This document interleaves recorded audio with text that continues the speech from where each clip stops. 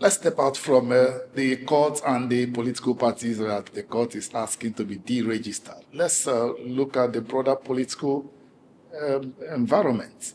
The ADC has picked Rotimi Amechi as its vice presidential candidate. What's the assessment and what's your take? Victor, I still think that something will happen somewhere. I still hope that the opposition will understand the urgency of now. I told you the last time I was with you that my greatest commitment now is project vote competency and capacity. And what informs that is the fact that I want to see leaders, true leaders, sincere leaders emerge on our political kaleidoscope. And what do I simply mean? I want to see men who can sacrifice their individual needs, ambition, and ego for the collective good. Standing clearly on what is visible and obvious. If we have 1920 presidential candidates running against President Bola Ahmed Tinubu, it's obvious he will win landslide. It's obvious. I don't care what people say about this. It doesn't mean that I like him. It means that I'm being realistic and I'm thinking about the need to have a country that works. If you have an Atiku Abubakar on the ballot with Rotimi Amechi as his running mate, if you have a Peter Gregory Obi on the ballot with Kwakwanso as a running mate, if you have my big brother and friend, Benga Olawale Hashim, on the ballot, if you have my brother Shore on the ballot, if you have several other eggheads on the ballot, all contesting against one president that is allegedly a non-performer, you're invariably saying, oh, continue. Because the truth is that you will divide the votes saying we do not want President Bola Ahmed Tinubu to continue. All those voters will vote across these tendencies, and all those who want Bola Ahmed Tinubu to continue will vote for him. So clearly, logically, you're saying we want President Bola Ahmed Tinubu to come back. That is why I'm unable to assess the individual candidates in the opposition. I think, like I prayed the last time I was here, and I've written several times and I've spoken about this reality in several sister stations of yours. I've said that I will turn out boldly to support any candidate in the opposition when the opposition meets to realize that we need a formidable candidate who can go to the polls against President Bola Ahmed Tinubu. That was exactly what Bola Ahmed Tinubu did in supporting Buhari in 2015. Understanding that if you have so many strong candidates coming out from the opposition, they will divide the votes of the opposition, and President Jonathan will return in 2015. They coalesced around around the candidacy of Muhammadu Buhari, and that was how in 2015 Jonathan was defeated. If we truly want a new order other than the present, we must meet. It is not too late to do that. And I've said clearly, and I'm saying it here, Victor, that I will continue to nudge that understanding until the month of September.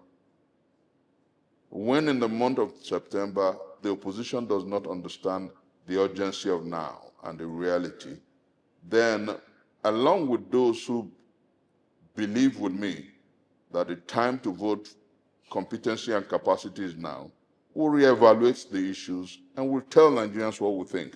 Because you see, every time I discuss with eggheads and those who truly care about our country, what we pray is that something gives.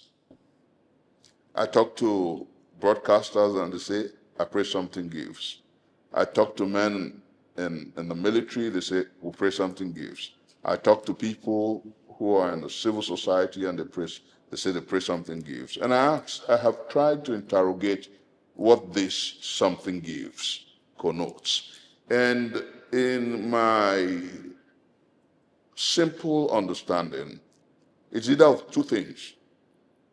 is either the opposition understands the reality and coalesces, or for me, my wish is either that President Bola Ahmed Tinubu wakes up to the urgency of now and decides to ensure that the security challenges across this country is dealt with. I'm not one of those who hate any candidate. I don't. And that's why I've told people, a few days ago, I was on a sister station and people, rather than address the fundamental issues of my dialectics and debate, were saying, oh, he has abandoned Peter Gregory. Peter Gregory knows that I haven't abandoned him. I haven't abandoned any politician. I have abandoned everyone who doesn't understand that the urgency of now is to build a country that works for the masses of our people. I'll debate any human being about that urgency, and I will fight for that reality. That's why I suffered under IBB, I suffered under Abacha, and I've continued to fight for an egalitarian society. I'm not emotional. I'm not one of those who will listen to a raging mob who does not understand our story and our history. We have fought for a country that works, and we will continue to fight for a country that works. I'm not one of those who will come to the media to say horrible things about people that I know nothing about. I make you laugh. You know my position. Anybody who researches my position knows. In one of the reactions to my last media outing, somebody said, oh, he has since joined Atiku. And Atiku must have had a laugh in his room because he knows I do not support his quest for the presidency. Not because he's from the north. Understand it. And I did not support Peter Gregory in 2023 because he's from the southeast. I supported Peter Gregory in 2023 because I checked through the cards.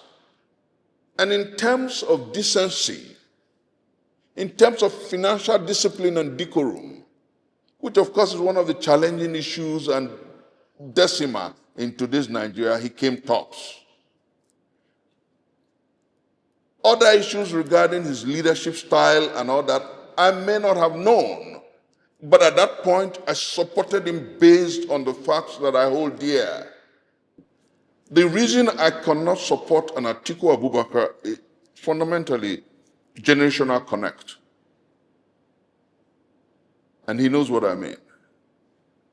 Number two, we must wake up to the point where we can tell Nigerians that the young can actually aspire. And then number three, Atiku hasn't proven to me, I'm a leadership tutor, that he has done well as a leader. A true leader can mentor people who can carry along and move forward with his aspirations. Remember, maybe if Nelson Rolihlahla Mandela were a Nigerian, after one term as president of South Africa, people will go singing, on your mandate we stand for him, and asking him, just like they have done with Biya and Cameroon, that is the Almighty. I think that leaders should be able to mentor people. And that's where I have a problem, Victor. I feel led by the universe to say this. Every candidate who is running for Senate, who has been a governor, governed the state for 8 years or for 4 years, and you wake up after that and you want to be a senator, after having been an executive governor of a state, you want to be a lawmaker representing 1/3 of the state. For 8 years, you couldn't tutor one person who can go to the Senate to represent your constituency. I think they're all failures. Let me say this and let posterity hold me responsible for this declaration. Let me say it now. There's no need hiding it. So everybody who comes to politic about the salvation of Nigeria, I look at you and ask myself, you were governor for 8 years. You superintended over the state with executive powers, and you ask your people to give you mandate to go back to the National Assembly, 1/3 of the state, to represent them. So for 8 years that you were governor, you couldn't find somebody in your constituency to mentor and make sure he carries the flag to the Senate. That's a failure.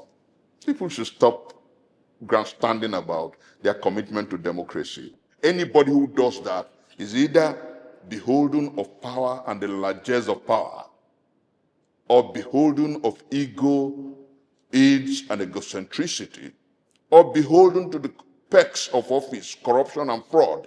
There is no other logic. Leaders, great leaders must show the way. Great leaders must train people.